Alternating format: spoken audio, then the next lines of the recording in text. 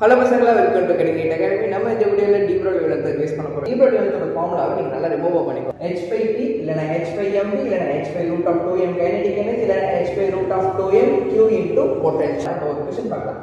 Find the ratio of the de Broglie wavelength of the proton and alpha particle when both have equal momentum, equal velocity and equal kinetic energy. So இது வந்து question அடிக்கடி நீட்ல இருந்து கவனிக்கலாம். So இப்போ பார்த்தா first momentum சேமா இருந்தா எனக்கு வேவ்லென்த்தோட ரேஷியோ தான் கேக்குறாங்க. சோ இப்போ வேவ்லென்த்தோட ரேஷியோ என்ன சொல்லிருக்காங்க? புரோட்டானும் ஆல்ஃபாவும் தான் சொல்லிருக்காங்க.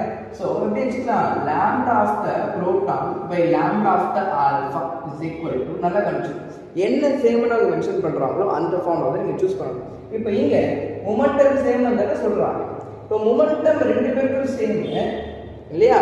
பிளாங்க்ஸ் கான்ஸ்டன்ட்ன்றது இஸ் a constant இல்லையா? அப்ப அதுவும் சேமா இருக்கு அப்படினா கண்டிப்பா ரெண்டு பேரோட வேவ்லென்த்தும் ஈக்குவலா தான் இருக்கும். அதாவது ஆன்சர் இங்க 1:1. First one. இது செகண்ட் ஒன் பார்க்கலாம்.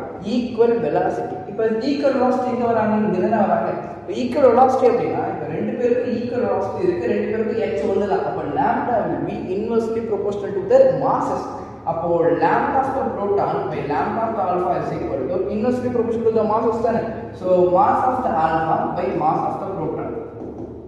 ஆல்ஃபாவோட மாஸ் வந்து ஆல்ஃபா பார்ட்டிகல் என்ன? ஹீலியமோட நியூக்ளியஸ் ஆல்ஃபா பார்ட்டிகல். அது ரெண்டு புரோட்டான் இருக்கும், ரெண்டு நியூட்ரான் இருக்கும். டோட்டலா 4m வெச்சுக்கலாமா?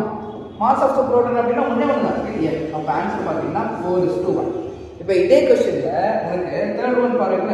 थर्ड ஒன்ல ஈக்குவல் கைனடிக் எனர்ஜி கேக்குறாங்க. இப்போ ஈக்குவல் கைனடிக் எனர்ஜினா you should choose the third formula. இப்போ ரெண்டு பேருக்கு equal kinetic energy equal h தான் ரெண்டு பேருக்கு. அது கான்ஸ்டன்ட். ரெண்டு பேரும் 2 தான் நீ சப்ஸ்டிட் பண்ண போற. அப்ப இங்க lambda will be inversely proportional to the root of their masses.